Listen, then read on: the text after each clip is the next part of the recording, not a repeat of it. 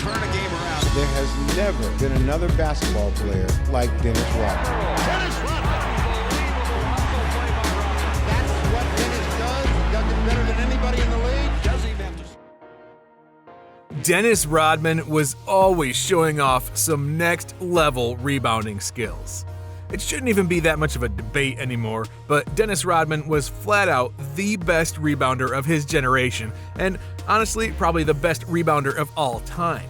However, some people have actually never gotten to hear about some of the legendary rebounding games and stretches that Rodman posted throughout his career. So, in today's video, we're going to be talking about all the times he showed next-level rebounding ability on the basketball court. This first clip in which Dennis Rodman showed next-level rebounding skills was when he was with the San Antonio Spurs. It was a pretty mind-boggling statistic, to be honest. And then, I've never seen this, Dennis behind the back pushing to Willie Anderson. Rodman posted 49 rebounds over the course of just 2 games. Ironically, he had 0 points in both of those games. The first of the games came with the Spurs taking on the Phoenix Suns. Rodman grabbed a ridiculous 25 rebounds in that game. Unfortunately, his team lost by 8 points. Rodman followed that performance up in their next game against the Sacramento Kings by snagging 24 boards, with 11 of them coming on the offensive end. Chilcott, a former Tar Heel from North Carolina, hook shot by Peplowski, rebound by Rodman, and he's grinning from ear to ear as he comes out of. Yet somehow San Antonio lost that game too.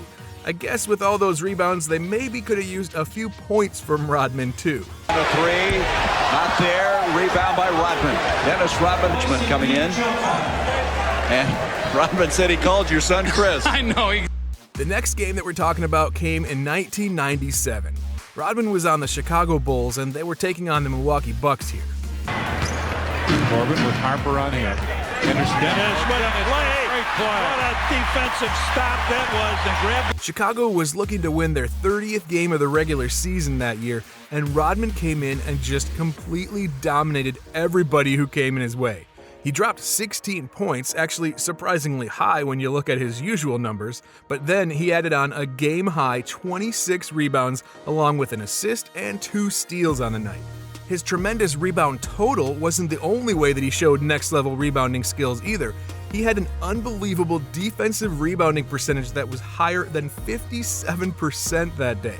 Combine that awesome rebounding with Michael Jordan dropping 33 points on the other end of the court, I don't think Milwaukee had even a chance in this one. Crowd hollering out three. Dennis will take it. Go! Hey, you wanted it, Matumbo. You got it. It's a Moving on now, we'll look back at Rodman's time with the Detroit Pistons. The Pistons were taking on the Orlando Magic in this regular season game, and Dennis just did not want to lose. He wasn't even entertaining that thought throughout the game, dominating every aspect of the matchup. Rodman played in just 29 minutes, but he dropped 18 points, grabbed a game-high 27 rebounds, 5 assists, and had a block to tie it all together. Shockingly, he also hit 2 three-pointers in this game, but that's beside the point here. All of his efficiency ratings were just off the charts here, with a plus-minus of 19.5, a 173 offensive rating, and a 79 defensive rating. Not to mention, he had a 43.8 rebounding percentage in that game as well. This was just another one of those games when standing in Rodman's way while he was trying to get a rebound just wasn't a smart thing to do. Even if you thought you might be in the perfect position, he's probably going to come down with it anyway. Plus, I feel like we need to emphasize one more time the fact that he grabbed 27 rebounds in just 29 minutes of playing time. He was nearly averaging a rebound a minute while he was on the court. Imagine if the game was a little more competitive and Rodman had played in 40 minutes, we could have seen a 40-plus rebound outburst. McHale, who has 20, and a steal by Rodman. 3-on-1 break. Thomas. Now here in this next matchup, we're going to be sticking with Rodman and the Pistons. The squad was going up against the Denver Nuggets this time, and Rodman went ballistic.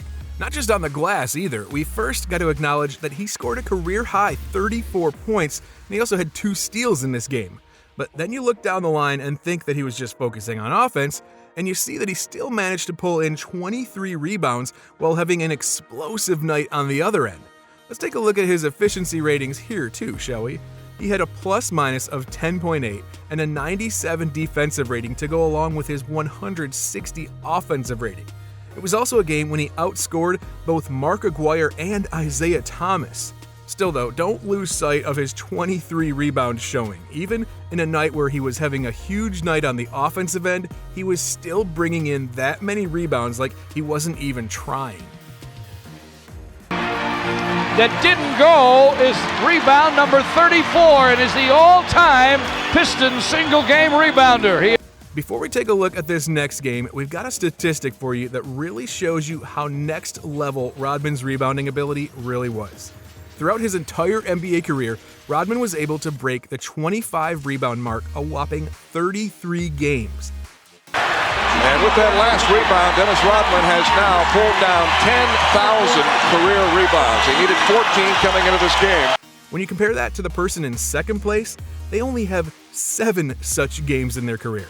And on top of that, if you were to add up the person in second, third, fourth, fifth, and sixth place on this list, they would still have fewer 25-plus rebounding games than Rodman does total. On the 24, and Kerr fires for three.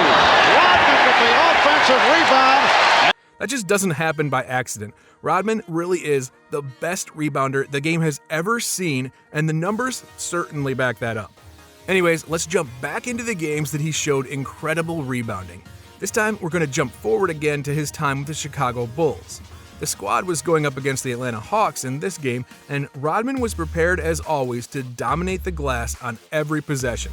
The Hawks apparently weren't prepared to stop him though either. Rodman finished the night with just 6 points and 5 assists, but he made up for all that by hauling in 29 rebounds on the night. As you can probably expect, he had a very strong plus-minus in this game, and the Bulls were able to walk away from the arena as winners. Rodman was just stifling his opponents throughout the entire game on the glass. Now, if you want to avoid having Rodman come over and box you out of the paint, then make sure to go down and hit our subscribe button. Otherwise, he's going to show you and your team up when the ball bounces off the rim. Now let's jump a little further back again because why not? Rodman and the Pistons were going up against the Indiana Pacers here, and it was a game that occurred in the regular season back in March, and Rodman couldn't be boxed out at all. In fact, it was like the Pacers weren't even trying to get a hold of him when the ball bounced up in the air. Rodman ended the day with 10 points, 3 assists, and 2 steals. Oh, and that's right, he also managed to grab a career-high 34 rebounds in 45 minutes of playing time. The Pistons were able to hold on to the victory by 3 points in an overtime game, but Rodman grabbed quite literally over half of the team's total rebounds. Detroit gathered 55 rebounds throughout the entire game, with Rodman accounting for those 34 that we just mentioned. He also almost had more than the entire Indiana team combined, as they managed to grab just 38 rebounds that day. Finally, we come to our last game in the video, and it's Rodman with the Spurs taking on the Dallas Mavericks this time, and boy, it wasn't even close. San Antonio won the game by 20 points and stomped on them in the rebounding department. As expected, Rodman was the main contributor there by grabbing 32 rebounds in 43 minutes of action. This was a game that didn't even head into overtime, and yet he had that many rebounds with relative ease. The Spurs as a team brought in 52 total rebounds, so yet again, Rodman attributed for more than half of the boards in one specific game. On the other side, Dallas had only 37 rebounds, meaning that if the game had gone on for just a little bit longer, Rodman might have been able to somehow pick up more rebounds than the entire Dallas team did combined throughout that game. To be honest, it just does not get much better than that. And hey, if that doesn't prove to you that Rodman has next level rebounding ability, seriously, I don't know what will. If you guys enjoyed this video, make sure to leave a like and make sure to click on the video that appears on your screen now to keep watching.